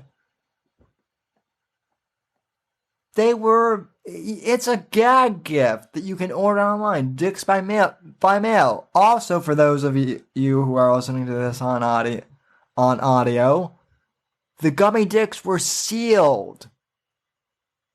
They were factory sealed, so no one could have poisoned them unless, someone at Dicks by Mail was, selling poison-laced gummy candy, which of course they're not, but if they were, that's a nefarious business practice. So, those were the gummies in question. And, I know that there were some random bears who were like, oh no, those aren't the gummies in question. Those are different. No, those are the only gummies that Owen opened. Those are the ones. They're not poisoned. So Owen's full of crap.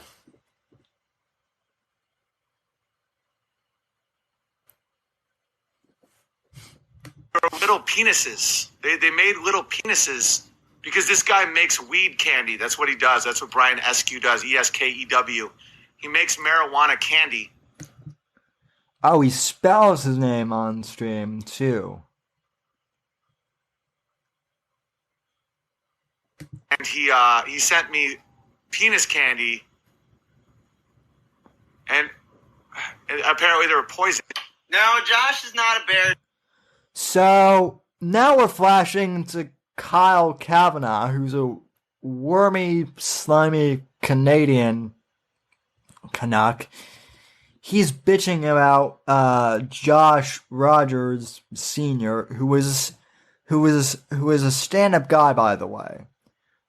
Josh has been a savage, Well, he was the one who came up with the nickname of Savage Sam and whatnot. So Josh is a good guy. So is Brian. I'm gonna address Brian and whatnot after this video too, because this shit needs. I can now speak openly about this now, but yeah. Josh basically writes in the part of danger zone and all. Shut up, Kyle. I wasn't done talking yet. So Josh Rogers Sr. writes in the comment, Kyle, you are inherently responsible for having Owen name on streams and involving false accusations on innocent people.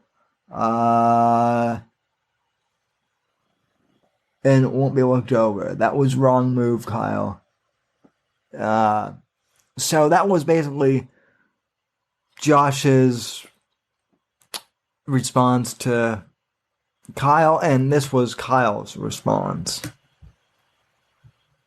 Let me back this up.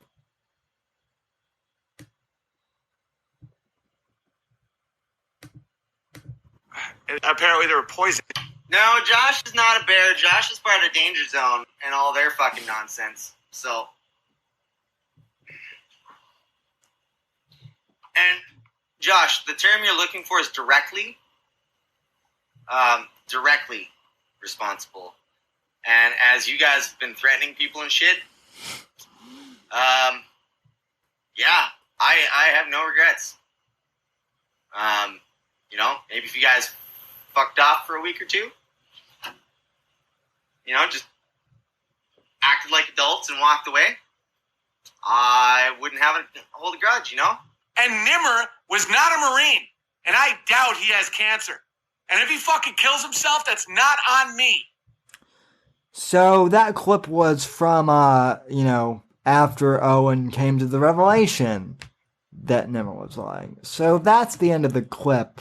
I'll have one more of Owen to play. But let me just address something here.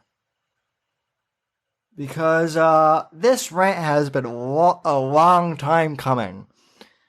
I've been itching to do this one for months. I've held my tongue out of respect to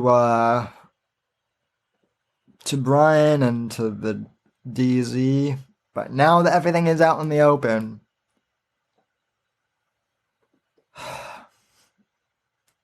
so look, I first joined the Unbearables because I wanted to find a community of like-minded conservatives who were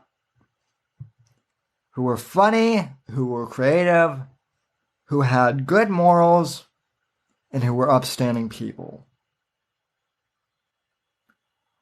I met a lot of bears in my short time, a lot of people in the Unbearables in my short time. To be honest, I was an unbearable for less than a month. The group that I gravitated towards the most, the subgroup that I gravitated the most to was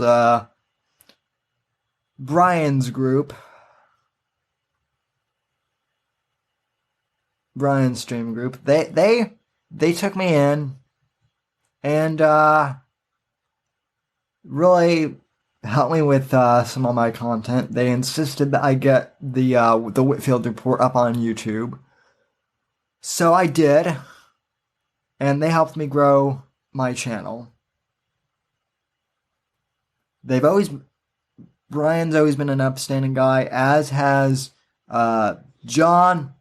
He's also been a big help. John Neary. They've been outstanding guys. The entire DZ crew has been outstanding. At worst, they're trolls. At best, they're all guys who you can have an honest and frank conversation with and talk about deep shit with them. And they may give you shit, but they're good guys. Brian's been open and honest about how he's made mistakes in life. He's not perfect. But Brian's a good guy. A genuinely good guy. And for these accusations, for these false accusations just to be put the fuck out there with no proof, no evidence, and it's just fucking aggravating. Now I left the Unbearables because after the now infamous roast battle between John and Nimmer, people started accusing John of racism within the Bears. And although I was new at that point, I knew for a fact that John Neer was not a racist, that no one in the D and what is now called the DZ was a racist. And I had a suspicion, even though I didn't know the whole story at the time, that Nimmer was a slimy fuck. I never liked the guy. And let me tell you something too. A lot of the Bears, from day one when I was coming into the Unbearables, they tried to shake me down and pressure me into donating to Nimmer's special. And when I wouldn't because I had a limited amount of funds, a lot of them were nasty to me. So that should have been my tip-off that things were fucked from the beginning. I did not join the Bears to get into idol worship. And that's what the bear is to Owen. It's an idol. It's an idol. And, Owen's also on the shtick of being a Christian. Well, Owen, I'm pretty sure that the Bible says there shall be no false idols put before me. Right? I'm not saying I'm perfect in my faith, but, even with all my flaws, I do have faith in the Lord Jesus Christ, and I'm pretty sure that cult mentality and all that is not what our Lord and Savior would want. Pretty sure that false accusations of murder, that's not in there. I mean, the list goes on and on and on. And I'm not saying I'm without sin. I've made my fair share of mistakes. But point being, I'm not trying to act as if I'm wholly righteous either. I'm not trying to pretend that I'm flawless. I'm not trying to pretend that I'm going to save Western civilization or humanity from a globalist cabal. Not alone, I'm not going to. I'm not trying to save the state of comedy either.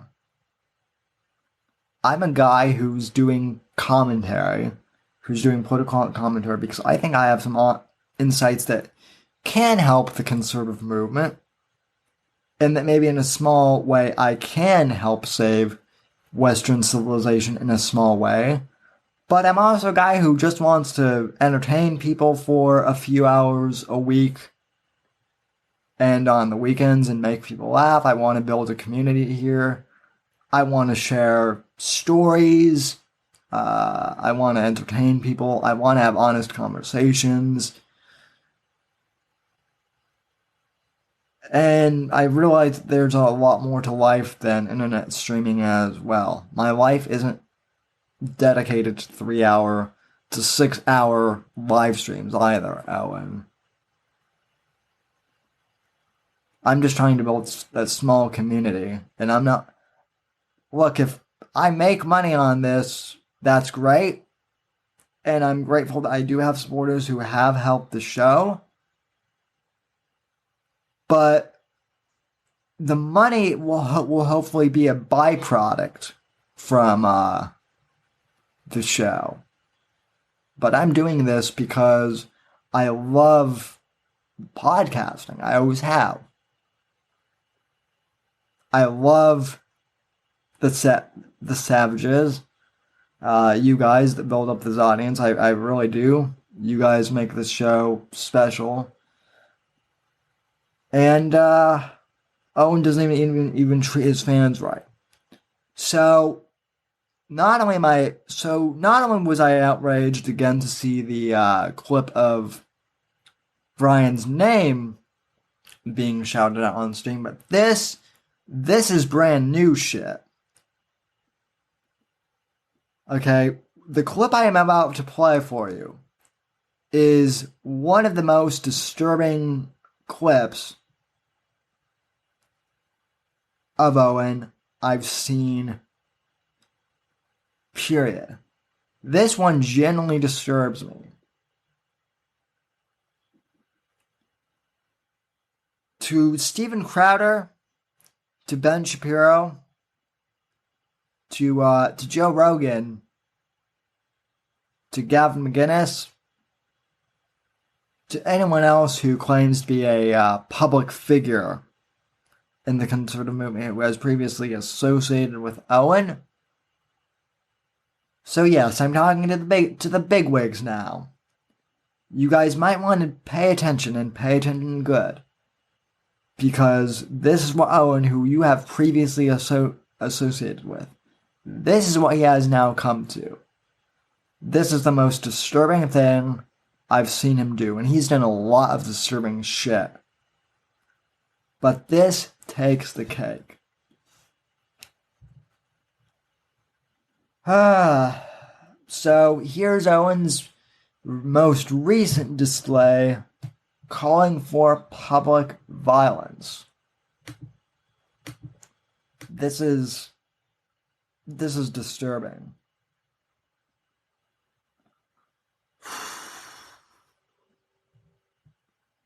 Okay. Let's roll the tape. Open borders are not happening in my chat. This is the last time I ever do open chat. I've been catching some of the people, and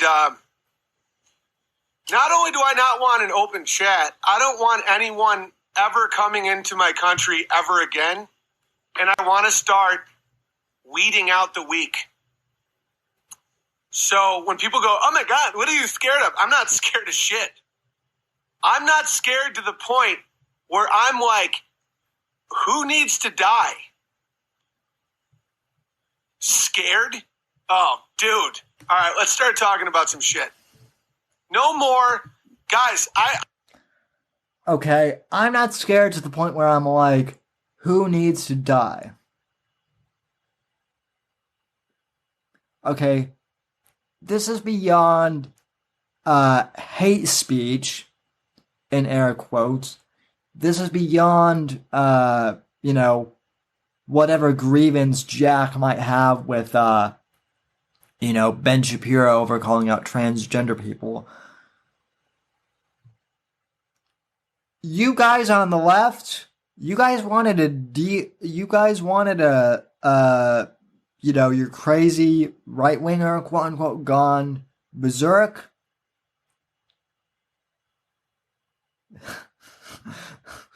Owen, here's the thing. Owen's not even a conservative. He's a fucking leftist. Posing. He's a wolf in sheep's clothing. But, I know that expression is hilarious. But keep in mind, let me just back this up again. Because this is some scary shit. Okay, let's play this over again, shall we? I want to start weeding out the weak. I don't want anyone ever coming into my country ever again, and I want to start weeding out the weak. So when people go, oh my God, what are you scared of? I want to start weeding out the weak. Again, this is him going crazy. Or crazier, I should say. Scared of shit. I'm not scared to the point where I'm like, who needs to die? Scared? Oh. Okay, yeah, not only that, is he can't stream because his video card is dying / but all that aside, who needs to die? Owen is doing the shit that mass shooters do before they go and do a school shooting. Here's my manifesto. We need to get rid of the weak people. Here's who needs to die. This is shooter manifesto bullshit right here. And I'm not saying he's going to be the one to do this. Who knows? maybe nothing will come of this. I don't know. But the fact that this is out there is fucking scary. Again, this is a guy who has been on the Daily Wire. He's been on Steven Crowder's show. He's been on countless other outlets. This is the guy that everyone needs to disavow, and disavow quickly, because he is now literally making calls to violence en masse. This is legitimately scary shit. This is shit that deserves to be taken off YouTube.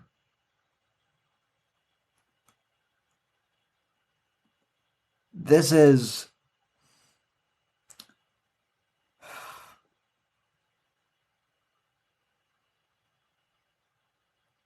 I mean, I'm so livid, I don't even know what to say. It gets better, though.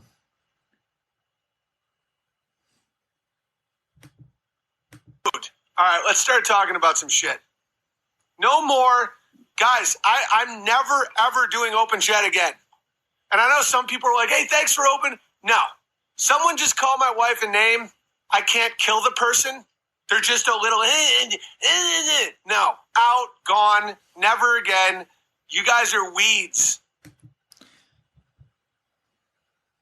So your first response to someone calling his wife a name is, I want to kill that person.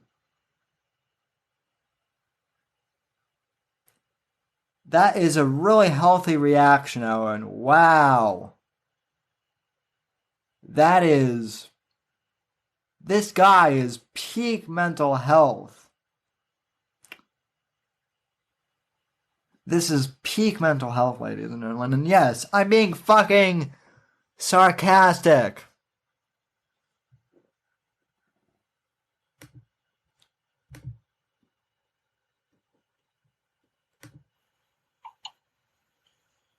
But Big Bear, you won't have as many people. I don't care if he's being a pussy.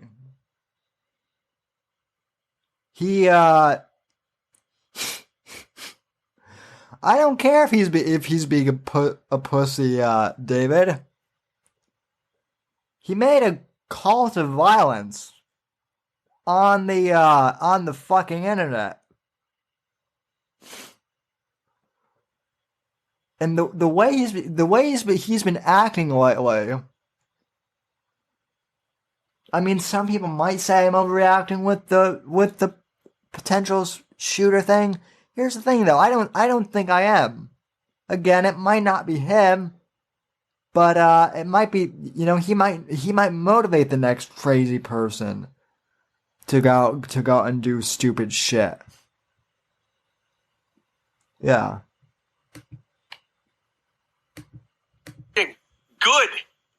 Good. This isn't for everybody. Frankly, idiots don't know how to handle it properly. Did he just call for violence? Oh my God.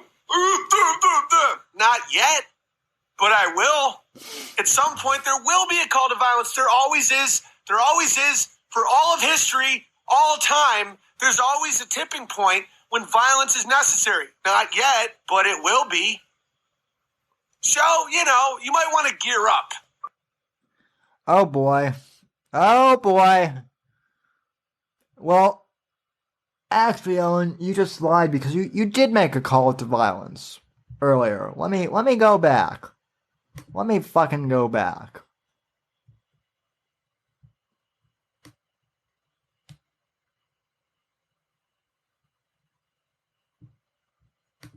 Weeding out the weak. So when people go, oh my God, what are you scared of? I'm not scared of shit. I'm not scared to the point where I'm like, who needs to die? That's a call to violence right there, Owen. scared? Oh, dude. All right, let's start talking about some shit. No more. Guys, I'm never, ever doing open chat again. And I know some people are like, hey, thanks for open. No. Someone just called my wife a name. I can't kill the person. They're just a little, no, out, gone, never again. You guys are weeds. But Big Bear, you won't have as many people watching. Good. This isn't for everybody. Frankly, idiots don't know how to handle it properly. Did he just call for violence? Oh my God. Not yet, but I will. At some point, there will be a call to violence. There always is. There always is. For all of history, all time, there's always a tipping point when violence is necessary. Not yet, but it will be. So, you might want to gear up. Just because he's hammered, Evil Eric, doesn't mean he doesn't mean it. So again, to Gavin, to Steven Crowder, to Joe Rogan, to Clavin, to whoever else has a major platform who he's been on within the last year or 2 years or so. You may want to publicly disavow from this guy. Not only disavow him, but you may want to condemn him, as I already have, as ROTC already has.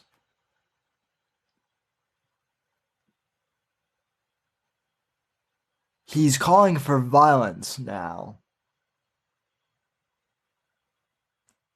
And people may say, oh, well, he's just drunk or he doesn't really mean it. Doesn't matter. He's made the call to violence. I can tell you that there are certainly crazy people who watch his streams. He might not do anything, but I guarantee one of his audience members will. And because he's been labeled as a right-winger or as a conservative voice, unfortunately, they will try and label whatever Owen does or whatever one of his followers do. The media will try and, link Owen's rhetoric to maybe the next thing. I don't know. This is my prediction. One of his fans, he might very well do something, in the future.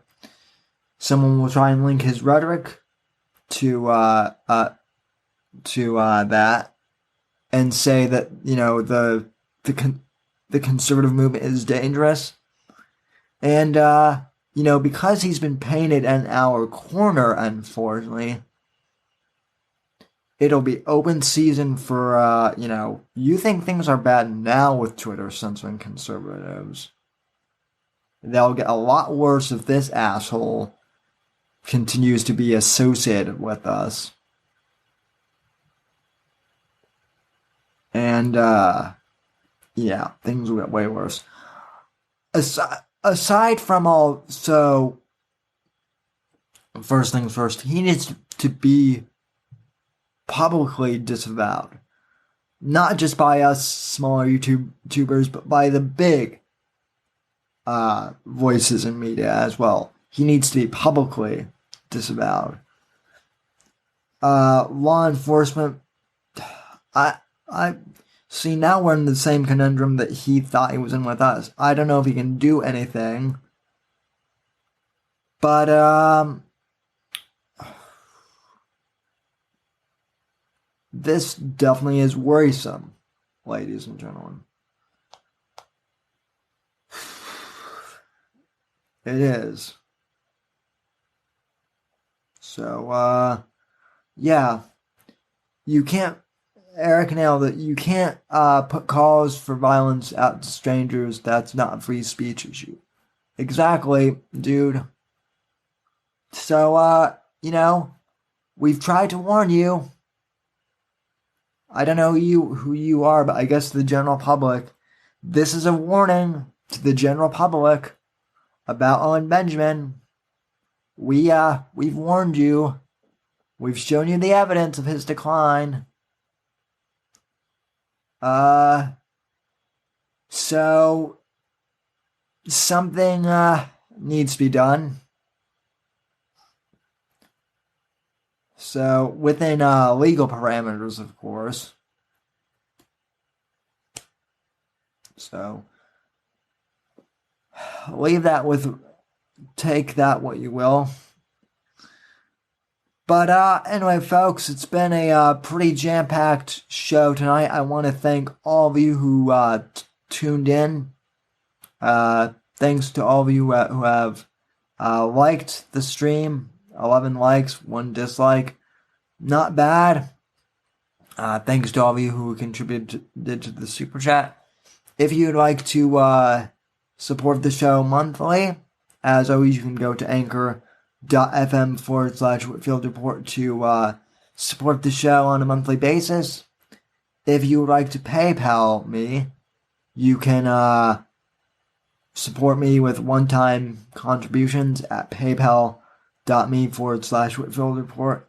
As always, please subscribe to the podcast on Apple Podcasts and leave us a 5-star rating and a review. And thanks for watching and or listening wherever you are in past, present, future hour. From all of us here at NGC1, good night, God bless, and God save this great nation. I'll be back for the American Watchman Roundtable podcast tomorrow at 9 p.m. Eastern. Thanks for tuning in. Good night, and God bless.